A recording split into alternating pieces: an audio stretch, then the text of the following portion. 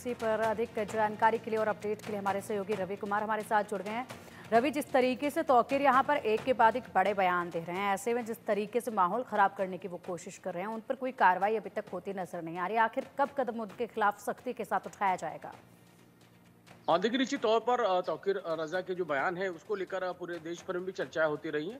हालांकि इसको लेकर लखनऊ में भी जिस तरीके से कल एक कथावाचक है जो कि देवकीनंदन ठाकुर जी महाराज, उनकी तरफ से कहा गया है और निश्चित तौर पर उन्होंने ये भी कहा है जिस तरीके से जो बयान आया है उस बयानों की उन्होंने निंदा की है और साफ तौर पर ये भी कहा है कि जिस तरीके से मौलवियों को लेकर मांग हो रही है कि उनको 15,000 रुपये दिए जाए, उसको लेकर उन्होंने ये भी कहा है कि जिस तरीके से जो भी हिंदुओं के जो धार्मिक स्थल है, सनातनों के जो धार्मिक स्थल है, उनमें भी जो काम करने लोग हैं उनको भी सैलरी मिलनी चाहिए। तो निश्चित तौर पे एक मांग उठी हुई, उसके साथ में उन्होंने ये भी कहा है कि सनातन जो बोर्ड का गठन है वो किया जाए, इसकी भी मांग की गई। निश्चित तौर पे कहीं ना कहीं जो पलटवार है वो जरूर होता हुआ नजर आ रहा है। कहीं ना कहीं इससे तौकीर रजा के बयान को लेकर पूरी जो निंदा है, जो कहीं ना कहीं इस पर जो अपने बयान है वो भी जो भी हिंदूवादी नेता है उनकी तरफ से दिए जा रहे हैं। जी बिल्कुल बिल्कुल रवि, जिस तरीके से अगर बात की जाए तो ये केवल बयान नहीं हो सकता है। जिस तरीके से ये वहाँ पर लोगों को उकसाने की कोशिश करते हैं और कहते हैं कि अगर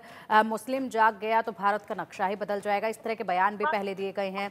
जिस तरीके से एक के बाद एक इनके ऐसे बयान सामने आते हैं, ये सिर्फ बयान नहीं है, ये लोगों को उकसाने की पुरजोर कोशिश जो है वो नजर आ रही है। और ऐसे में इनकी जो ये लगातार पुरजोर कोशिश कर रही है, ये तो भरे मंच से नजर आ रही है। अगर मंच से नीचे उतरकर लोगों से बात करते होंगे तो किस तरह की बयानबाजी लोगों के बीच में इनकी रहती होगी? देखिए, बिल्कुल अगर आप इनके बयानों को ध्यान से सुने तो किस तरीके से वो उकसा रहे हैं लोगों को और किस तरीके से कह सकते हैं भड़काऊ भाषण जिसे कहते हैं, उस तरीके की जो बयानबाजी है वो इनके जरूर सामने आती है। और निश्चित तौर पर इसको लेकर अलग अलग चर्चाएं भी हो रही है और कहीं ना कहीं इस पूरे मामले को लेकर जो बयानबाजी है वो भी अब सामने आने लगी है और कहीं ना कहीं लोगों में इस बयानों को लेकर नाराजगी भी जाहिर की जाने लगी है। अब ये देखना होगा कि अब इस तरीके के जो बयान सामने आ रहे हैं और जिस तरीके से ये पूरा इसको लेकर ये भी कहा जा रहा है कि उकसाने की कोशिश की जा रही है, तो निश्चित तौर पर कहीं ना कहीं एक माहौल को खराब करने जैसी चीजें हैं वो सामने आती हुई नजर आ रही हैं। हालांकि इसको लेकर अभी देखना होगा कि क्या इस मामले पे क्या कुछ कदम है वो उठाया जाता है। जी बिल्कुल, और इसी के साथ प्रधानमंत्री मोदी ने जो बयान दिया था कि एक है तो सेफ है, और इसी के साथ जिस तरीके से पटेंगे तो कटेंगे पर भी लगातार दोनों पर ये कटाक्ष लगातार करते जा रहे हैं, और ऐसे में कोई असर इन कटाक्ष का देखा भी जा रहा है क्या?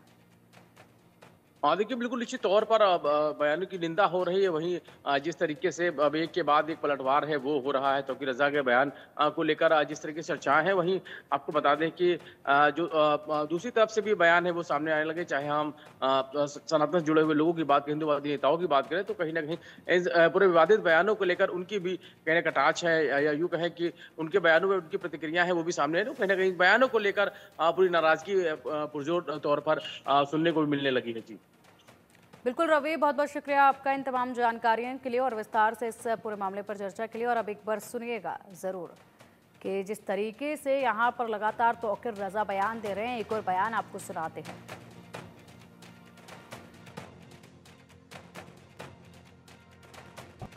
24 तारीख को ये बात होगी, ये दिखाया जाएगा कि आज हम पूरे अमन के साथ आए हैं, हाथ में तिरंगा लेकर आए हैं, कानून अपने हाथ में नहीं लिया है, कानून के दायरे में आए हैं। लेकिन अगर हमारी बातें नहीं मानी गई तो 15 दिन के बाद फिर आएंगे और उस दिन तुम्हारी जिम्मेदारी होगी, उस दिन हम अपने तरीके से आएंगे। मैं ये चाहता हूं कि जितने इजलास हो रहे हैं बहुत अच्छा हो रहा है, मैं बहुत खुश हूं, लेकिन मैंने बार बार कहा है कि इत्तेहाद के साथ काम करो। आपने अजमेर शरीफ में कर लिया, मैंने बरेली शरीफ में कर लिया, आपने जयपुर में कर लिया, इससे काम नहीं चलेगा। ऐसे कितने जलसे होते रहते हैं। हुकूमत आपकी इन तमाम साजिशों पर तवज्जो बिल्कुल नहीं देगी।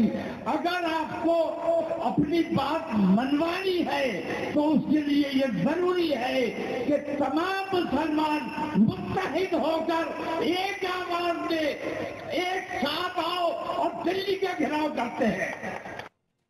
16 तारीख को दिल्ली में धर्म संसद बुलाई गई है और उसको लेकर क्या कुछ तैयारी हमारे साथ बातचीत करने के लिए ठाकुर देवकीनंदन महाराज मौजूद है। क्या रहेगा पूरा खास सनातन को लेकर जो संसद बुलाई? 16 तारीख को तमाम धर्माचार्य जगत गुरु शंकराचार्य, महामंडलेश्वर आदि सभी लोग उपस्थित हैं और वहाँ उसमें 3 मांग प्रमुख हैं। सनातन बोर्ड का निर्माण हो, कृष्ण भूमि के मंदिर का निर्माण हो और जिन लोगों ने प्रसाद में मिलावट की है उनको कठोर सजा मिले।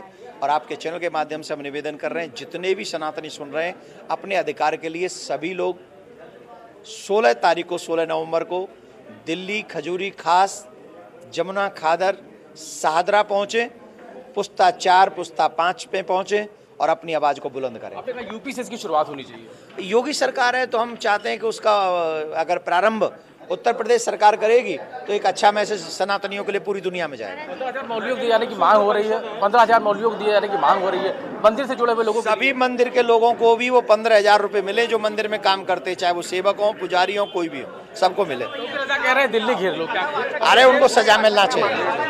तौर पर ठाकुर देवीनंदन महाराज है और साफ तौर पे कहना है कि जो धाम संसद का गठन किया जाए और निश्चित तौर पर जिसको लेकर अब ये मांग है वो उठाई जा रही है, जिसको लेकर 16 तारीख को दिल्ली में सभी सनातनों को बुलाया गया है और जिसके बाद फिर संसद गठन को लेकर ये मांग होगी। और साफ तौर पर उनको ये भी कहना है कि उत्तर प्रदेश से इसकी शुरुआत की जाए, इसको लेकर उन्होंने भी अपनी मांग उठाई। चौकी अरशद के साथ रवि कुमार, इंडिया लखनऊ।